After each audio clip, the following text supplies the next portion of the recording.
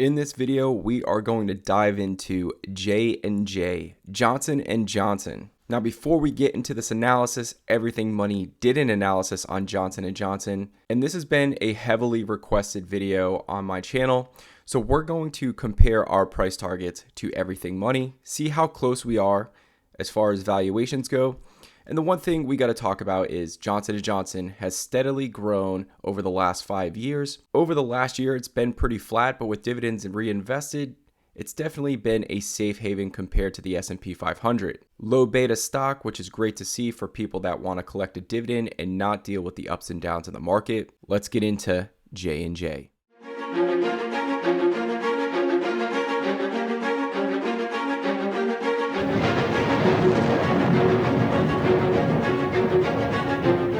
When we go over to tip ranks, we can see here that we get a price target of 170 all the way up to 205, 3 buys, 4 holds. When we look at the 3-year chart, we can see here it hit 109 in the low of the pandemic, skyrocketed back up, and then has rebounded very nicely, hit as high as 186, and now is starting to come back down here and test 159, which is an important line of support. All indicators to me look like there's some downside risk to J&J. Both the MACD, RSI, and money flow are all coming down. And I'm going to go over why I think this is happening. 60 years of dividend growth, 60 years of dividend payouts. This is a phenomenal track record, making it a dividend king and making it a big part of most retirees' income when we talk about dividend income. Now, when we go through the history of J&J's top line revenue, we can see here steady growth between 3 and 4% seems to be about average. But then what happened? We had slow growth in 2019 and 2020, and then explosion of growth, double-digit growth in 2021. And free cash flow coming in very nice, around $19 to $20 billion over the last year pretty consistently. So let's talk about growth rates really quick. Over the last 5 years, they've averaged 5.5%. Now, we obviously know about the massive spike in 2021, doing over 13% growth rate, which is a little bit of an anomaly. Going in the next 5 years, they're projected to do about 3 to 4% growth rates. So as we can see here, I got growth rates of 3%, 4%, down to 2% years 6 through 10. EBITDA margins are always strong with Johnson & Johnson. Up until recently here, they're having a pretty substantial dip in EBITDA margins when we talk about the trailing 12 month, going from 32.3% EBITDA margins down to nearly 25. That's a huge dip. So what I did here is I put 25 EBITDA margins for the next 3 years.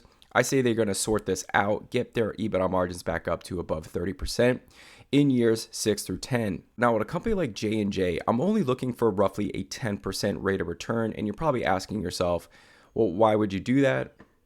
There's a few reasons here, guys. This is a massive moat. This company is over 130 years old. They develop medical devices, pharmaceuticals, and consumer packaged goods that we all know and love. Stock is a flock to safety when it comes to concerns economically, as this is one of the better balance sheets that you can ask for, pays a dividend over the last 60 years, and have products we pretty much can't live without, making it bulletproof in many ways.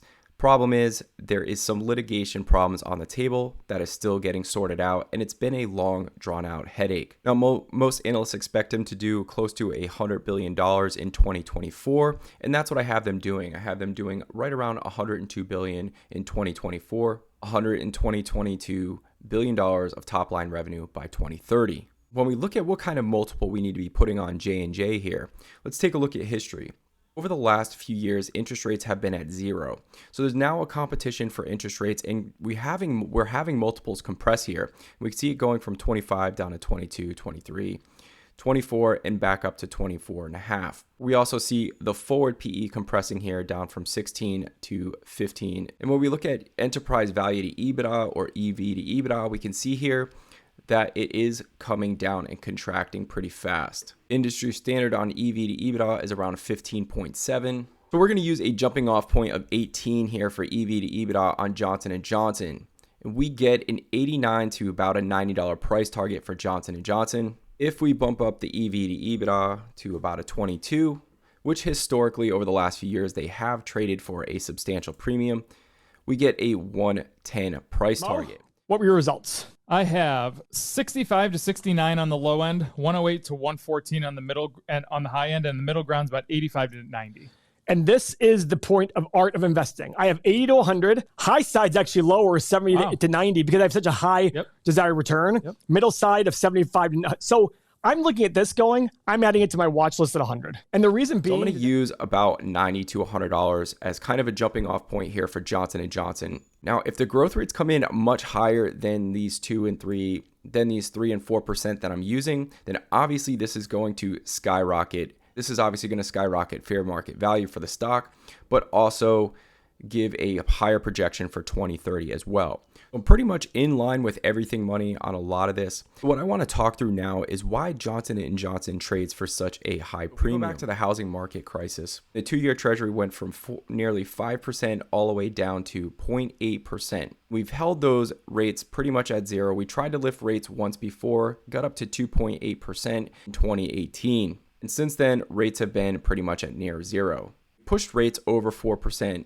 And we have to go back to basically 2007 to get to those levels. And when we go back to that time frame when rates were a little bit more normalized and we weren't trading for 0% interest rates, we can see here that Johnson & Johnson was basically consolidating and trading pretty flat overall, trading between $64 in January 1 of 2002 and 9 years later trading at $66.52. From there on in, obviously revenue is grown, grew their dividend, and that caused the stock price and the company to trade for a pretty substantial premium overall. Now, why is this?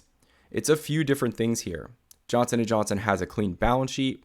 They pay a dividend that was well above anywhere else you're going to find a yield, and that dividend was extremely safe, and the stock was actually reasonably priced at one point in time. Now it trades for more of a premium, but what are we starting to see? If we do a risk-adjusted basis here, and we know that we can get over 4% risk-free, and we see the growth rate slowing down in Johnson & Johnson, I am concerned that we are going to see a mean reversion in the stock price. Now, I don't think it's going to go back down to $60 by any means, but I tend to think that a drawdown to 110 to 120 makes a lot of sense for Johnson & Johnson. Around a 20% decline, which would bring the PE ratio in line with a market multiple, bring it down closer to a 20 PE ratio.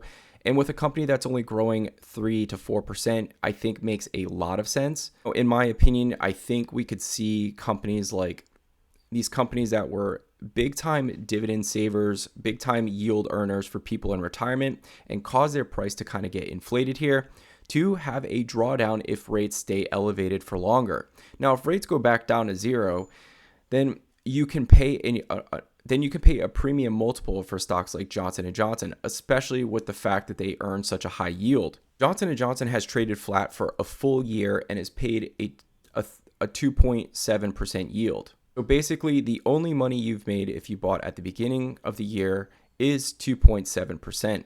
Begs the question of, if the growth rate is slowing down, why wouldn't you just get 4.2% now rather than 2.7%? And that's where I think we could see mean reversion in some of these prices.